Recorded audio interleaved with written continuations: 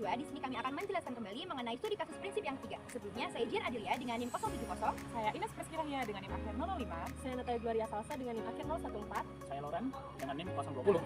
Studi kasus yang kami ambil di prinsip yang ketiga ini yaitu dampak penggunaan klorin dalam industri pulp dan kertas terhadap lingkungan. Jika manusia tetap memaksa menggunakan klorin sebagai pemutihan foam, itu akan berdampak negatif bagi lingkungan dan bagi manusia itu sendiri. Dampak negatif pada pencemaran air. Klorin tersebut dapat mencemari air, membahayakan organisme-organisme yang ada di dalam air tersebut, seperti ikan, plankton, dan alga. Nah, klorin dalam pemurnian air itu dapat mengubah kualitas air, apalagi jika air tersebut tidak diolah dengan baik dan benar. Dampak bagi manusia itu sendiri mempengaruhi atau menyebabkan iritasi mata, iritasi hidung, iritasi tenggorokan, bahkan iritasi paru-paru.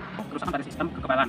Berikutnya ada kanker karena dia memiliki sifat yang kasiogenik. Solusi yang digunakan yaitu seperti pemutihan klorin, di mana menggunakan senyawa seperti ozon atau hidrogen perioksida. Kedua, itu penggunaan enzim alami akan dalam proses delignifikasi untuk mencegah lignin dalam pulp. Yang ketiga yaitu pemutihan dengan hidrogen perioksida, yang lebih ramah lingkungan untuk pemutihan pulp karena tidak menghasilkan limbah beracun. Prinsip 4 dalam kimia hijau merupakan sebuah rancangan bahan kimia yang mempertimbangkan aspek keamanan, kesehatan, dan lingkungan. Prinsip ini juga mempertimbangkan apakah bahan tersebut termasuk ke dalam kategori berbahaya, beracun, ataupun memiliki dampak jangka panjang. Studi kasus yang kami gunakan adalah penggunaan pestisida dalam pertanian yang berisiko pada kesehatan dan alternatif ramah lingkungan. Sekarang yuk kita lihat ilustrasi berikut ini. Deltametrin. Terus pakai capsaicin nih dari cabai. Deltametrin bekerja dengan menghambat enzim FSP sintesis yang membuat tanaman tidak dapat menghasilkan protein sehingga mati. Dan kalau disemprot sembarangan, dapat membuat tanaman rusak. Selain itu, deltametrin juga dapat menimbulkan dampak buruk bagi petani apabila digunakan berkepanjangan, seperti yang dirasakan petani 3 bulan kemudian. Capsaicin dapat mengganggu saraf serangga yang dapat menyebabkan kepanasan dan juga iritasi, karena sensasi panas hingga ulat daun kehilangan nafsu makan dan stres, dan dapat mengurangi kerusakan pada tanaman.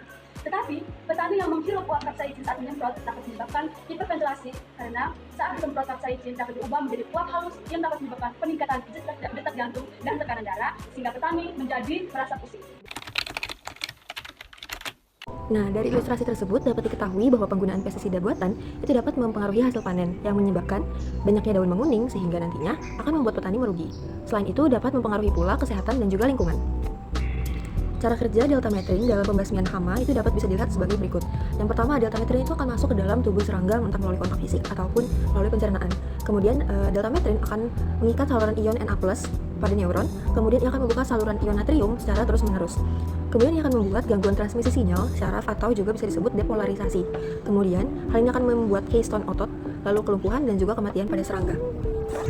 Selanjutnya ada cara kerja capsaicin. Capsaicin ini akan masuk ke dalam tubuh serangga entah melalui kontak fisik ataupun juga pencernaan, dan ini akan mengaktifkan reseptor TRPV1 atau disebut juga sensor panas. Nah, sensor panas ini akan menimbulkan sensasi panas dan juga nyeri yang berlebihan pada serangga. Serangga akan merasa terganggu dan kemudian ia akan berhenti makan dan menjauh dari makanan tersebut. Setelah itu, serangga akan melemah dan mati akibat kelaparan.